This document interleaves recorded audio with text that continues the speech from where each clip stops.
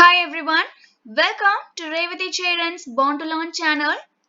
In this session, you're going to learn grammar, vocabulary and writing competencies. The first topic here is match the proverbs. So how will you match the proverbs? In the first column, you will be given with some proverbs and in the second column, you will be given with some meanings. You have to look out the first proverb. For example, I will say a proverb. One flower makes no garland. You have to search for the meaning of this proverb in the second column. The meaning of this proverb is a single person cannot be powerful. So you have to find out the meaning and then you have to mark the answer here. I will tell you another proverb. Make hay while the sun shines. The meaning of this proverb is make use of the chances or make use of every opportunity or act in the right time. You have to find out the particular correct meaning. The next proverb, for your reference, all that glitters is not gold. The meaning of the proverb is most appearances are deceptive, or appearances are deceptive, or do not be misguided by the appearances. We have several meanings for the particular proverb. So in order to get full mark in matching the proverbs, what you have to do is that you have to learn some proverbs and at the same time you have to learn the meaning of the proverbs. Next one, semantic fields. What does mean by semantic fields? So the words belonging to different semantic fields. You have to mention the names of you have to mention the words that belong to the certain field. For example, if I say the field music, you have to say some of the words which are related to music. Okay, some of my answers are Carnatic, vocal, unplugged, orchestra, hip hop and guitar. You can understand from this, if I say a field, music, on the other hand, I represented some of the words which are related to the field music. Yes, so the second field, agriculture.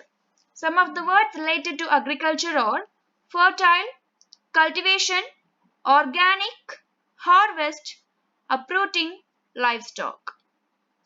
Next field, computer.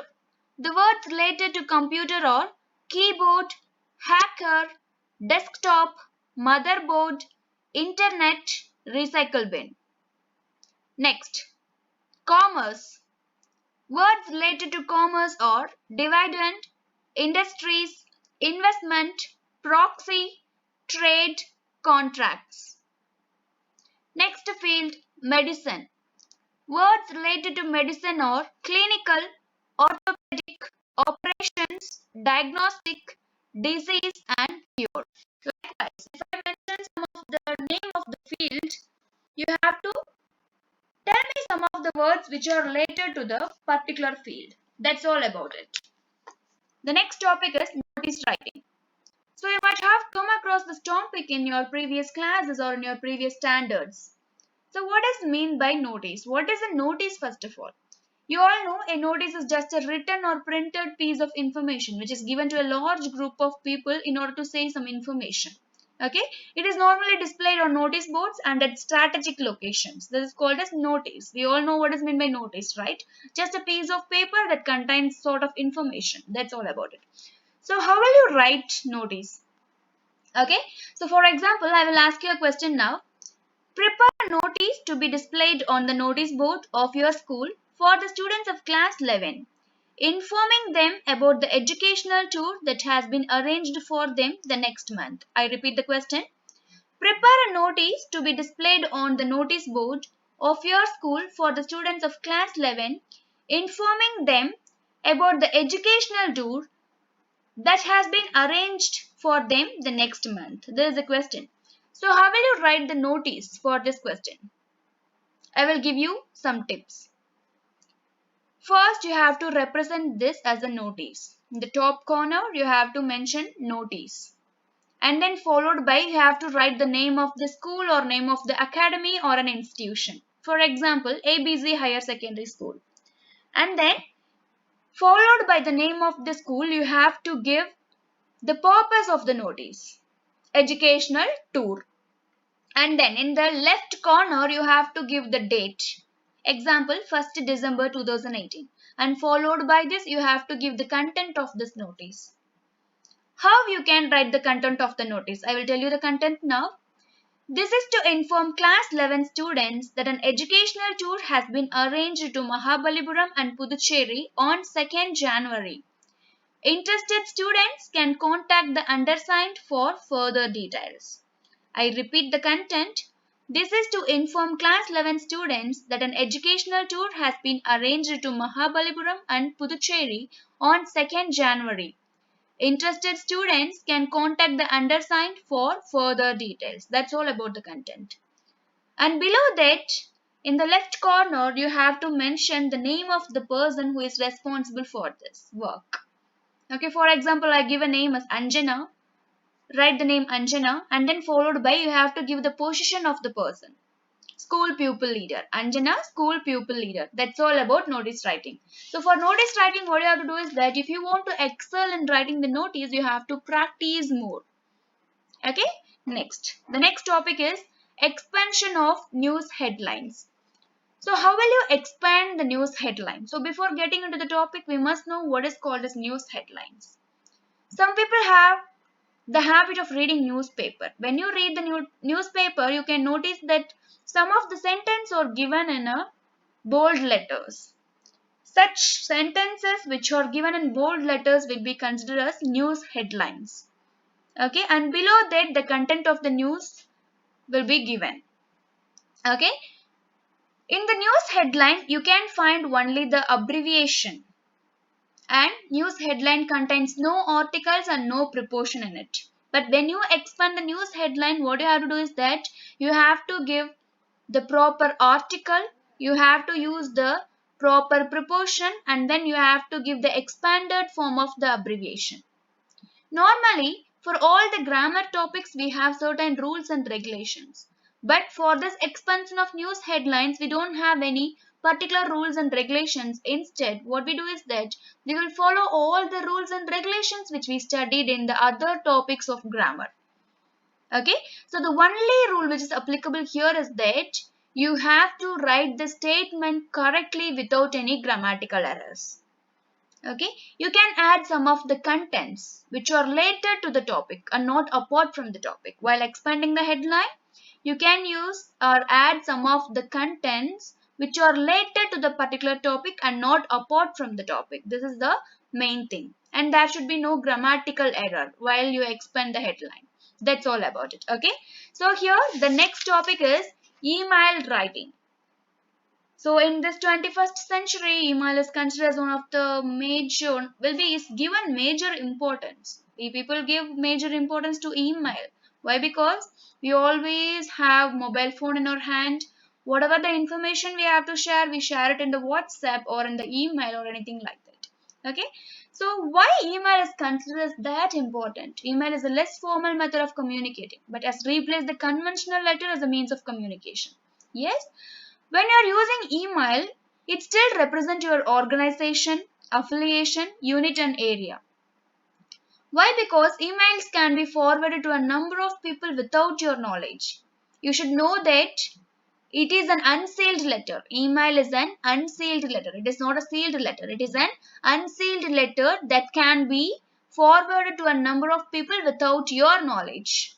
So you have to be very keen in forwarding the messages. Okay, so the next one, why is the email become so popular nowadays? We have two reasons. The first one is it makes communication almost instant. The second one is it is less laborious to write. It makes communication almost instant. It is less laborious to write. So when writing an email, you must note something. There are some certain rules and regulations. It is not like certain rules and regulations. In order to make us comfortable to write the email, to type the email, we follow certain things. What are those certain things? Is that short forms, symbols, and recognizable abbreviations. We use some of the short forms, we use some symbols, and we may use some abbreviations which are recognizable. Second point is the receivers and senders address, date, those and all we denote to be used as they are already programmed in the computer. Okay, all the every information, the sender address, the receiver address, the date, everything will be programmed in the computer. Everything is already programmed in the computer. So we need not mention all those things. Okay. The third point is the communication should resemble a message that may be formal or informal. That depends on the purpose and the receiver. Yes, can you understand? You can type the email either in a formal way or in an informal way. That is based on the purpose you are sending an mail and based on the receiver to whom you are sending. That's all about email writing. Okay, so the next topic is spot the errors. How will you spot the errors? When I say a sentence, okay, if I say a sentence, mathematics or my favorite subject. My sentence is mathematics or my favorite subject. But I'm sure that I made a mistake here. There is an error here.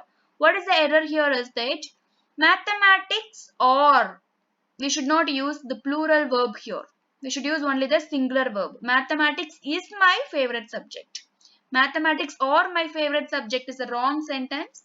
Mathematics is my favorite subject is a right sentence. So when I tell you a sentence, you have to analyze that sentence and you have to spot the error in the sentence. That is called spotting the error. You can, when spotting the errors, you have to focus more on adjective, articles, singular, plural, degrees of comparison, concord, simple, compound, complex sentence, preposition, question tag, tense and conditional clauses. In these 10 spots, you have to focus more. What are those 10 things? Adjective, articles, singular, plural, degrees of comparison, concord, simple, compound, complex, preposition, question tag, tense and conditional clause. Okay, next one. The last topic is link words or conjunctions. What is called as link words? What is called as conjunctions? Okay, so conjunction is a word that joins together. Okay, it may join either words, phrases, clauses or sentences, anything like that. So there are two types of conjunctions. What are those two types of conjunctions? The first one is coordinating conjunction and the second one is subordinating conjunction. What is called as coordinating conjunction? Coordinating conjunctions are generally used in compound sentences. Okay, it generally joins an independent clause. Okay, some coordinative conjunctions are and, also, as well as, or, yet, but, still. This will be called as coordinating conjunctions. This simply means some conjunctions which are used to coordinate two sentences will be called as coordinating conjunctions. The next one, what is called as subordinating conjunctions? Subordinating conjunctions are just words that join two clauses, one being subordinate to the other. So these subordinating conjunctions is used to join complex sentences. Okay, some subordinating conjunctions are before, after, when, while, where, wherever, whether. We have some tips in order to analyze whether it is a subordinating conjunction or coordinating conjunction. So some conjunction that represents the time, place, manner, comparison, result and purpose will be called as a subordinating conjunction. Okay, the conjunction which represents the time, place, manner, comparison, result and purpose. It will be considered as a subordinating conjunctions. If it connects only two sentences together, then it will be called as a coordinating conjunction. That's all about link words and conjunction. I hope you people understood the concept of this topic. If you like this video, kindly like, subscribe and wait for my next video. Thank you.